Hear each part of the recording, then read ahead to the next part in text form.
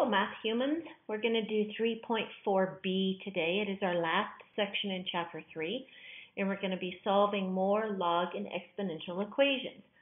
Our objectives, my absolute favorite, do math. So let's just jump right in with some of our examples. And the first one says solve. Okay, so 5 plus 2 natural log x is 4. I'm going to subtract 5 from both sides. So I'm going to get 4 minus 5 is a negative 1. Divide by 2. The natural log of x is a negative 1/2. Now I'm going to go back to exponent form. Remember that e is the exponent. E to the negative 1/2 is equal to x. I push buttons on my grapher, and I find that this is 0.607. And that would be easy. If you were asked to leave this as an exact number, that would be your solution, but this is the decimal equivalent. All right, example 2. I just have a bunch of examples for us today. The log of 5x plus the log of x minus 1 is 2. So to start off, we're going to use our properties of logarithms on the left-hand side. So because it is addition, that means it's multiplication is equal to 2. Now we're going to go back to exponent form. Remember that the base is 10. 10 squared. Now I'm going to expand this 5x squared minus 5x. Move the 100 to the other side. So 5x squared minus 5x minus 100 is 0. I can factor a 5 out, which means I divide both sides of the equation by 5. So I get x squared minus x minus 20 is 0. Now I can factor x minus 5 and x plus 4 is 0 because I need a negative 1 in the middle. So x is equal to 5 and a negative 4. But let's talk about, remember the graph of a logarithm. The function is undefined for x is less than 0. So that means that this solution is extraneous. So the only solution that's viable is x is equal to 5. All right. The third example is e to the 2x minus 3e to the x plus 2 is equal to 0. You could factor this to solve, and it gets a little bit entertaining. It is basically a quadratic. So instead, and actually that's not true, it's not a quadratic, but factoring is gross. So instead, I'm going to take a graphical approach. And so I'm going to graph y is equal to e to the 2x minus 3e to the x plus 2 is equal to 0. So I'm going to get my handy dandy grapher. And I'm going to graph y is equal to second e raised to the 2x and then minus 3e raised to the x and then plus 2. I'm going to do a zoom 6. So there is my cute little graph.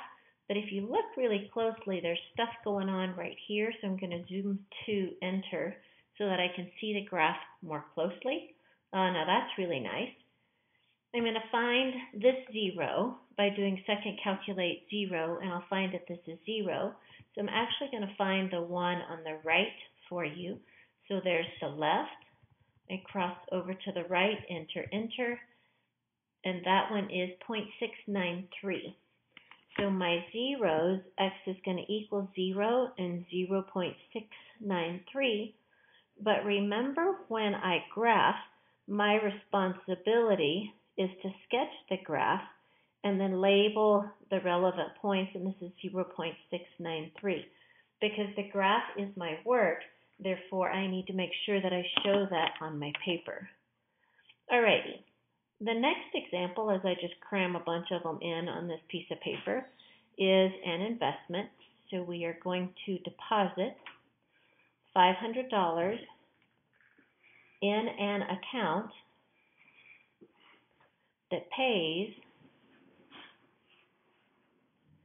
6.75% interest,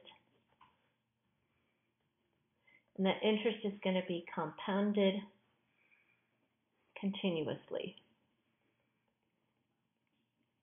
Lucky us for the investment. How long does it take to double? All right, so if we initially deposited $500, that means that when our investment doubles, it's going to be worth $1,000. We're going to use the formula A is equal to PE raised to the RT. The amount after time that doubles is 1,000. Here's the 500. E, my rate is 0.0675. Here's my T. Remember, the goal is to solve for T. It's in the exponent position, so I'm going to use logs. So I'm going to divide by the 500 first, which is 2, and that's going to equal e to the 0.0675 t. Because this is an exponent form already, I'm going to take the logs of both sides. And remember that when I take the log and I have an exponent, the exponent goes out front. So I'm going to get 0.0675 t natural log e is going to equal the natural log of 2. The natural log of e is 1. So then I'm still trying to solve for t. T is going to equal the natural log of 2 divided by 0.0675. Remember, on log problems, you never push buttons on your grapher until you're done, because otherwise you will screw up your error and you will have exponential error. So this is 10.269 years. So your solution to this one would have been 10.269 years. Alrighty, let's just keep moving right along and do more examples. Okay. All right. So for our next example, I'm going to do it a couple of different ways, and it's actually the last example. It's a little bit longer, but we're going to do it algebraically, and then we're going to do it graphically. The retail sales, and that's going to be Y, in billions. So it's always important to note what the units are so that you can include that on your answer, of e-commerce companies in the U.S. from 2002 to 2007 can be modeled by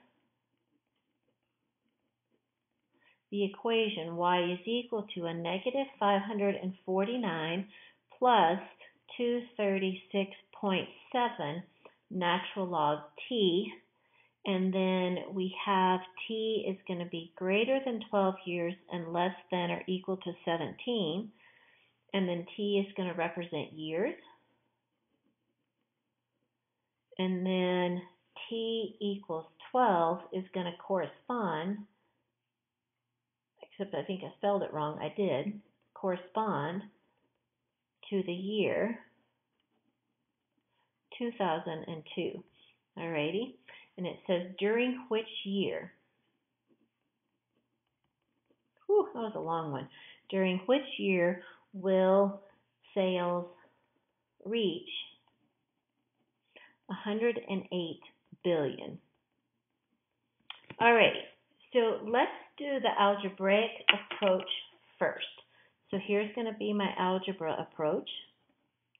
Okay, so if y represents sales, then I can put my 108 billion here, and I have a negative 549 plus 236.7 natural log t, add 549 to the other side, and so I'm going to get 549 plus 108 is 657 is equal to 236.7 natural log t. The natural log of t is 657 divided by the 236.7. Now I'm going to go back to exponent form, which is really entertaining. E to the 657 divided by 236.7 is going to equal t, and that's going to equal 16.049 years. Now, there are times when it's really difficult to do a problem algebraically. This one was not bad, but occasionally it's nice to be able to pull off a graphical application as well. Okay, so graphically, whew, brain mouth. All right, so here was our equation. Y is equal to a negative 549 plus 236.7 natural log t. And I'm going to also graph y is equal to 108, okay, because those would have been the two particular equations. So as I start this, I'm going to go back into a Zoom 6 to reset my calculator. I hit on to stop the graph. I'm going to clear, and I'm going to enter my two equations, a negative 549 plus 236.7 natural log t. There's my first equation, and then for the second equation, I'm going to graph 108. So we've already done the Zoom 6, so I'm going to do it again just because Zoom 6, and I'm going to let it start for a second, and then I'm going to stop, and then I'm going to do a Zoom 0. There it goes, okay? And then I'm going to, so my point of intersection is going to be somewhere over there, so now I'm going to do a Zoom 3 enter, because I'm a little bit lazy and I don't like changing the window. And so my graph is going to look something like this. And there's going to be the point of intersection. So I can find that point, second, calculate, intersect 5. And I'm going to just trace the blue one, get close, enter, and I get that the point of intersection x is 16.049. Alrighty, and if you'll notice, my algebra and my graph turned out the same, and I just need to add my units, and ta-da, I'm done. Alrighty, that's it for today. I will see you soon.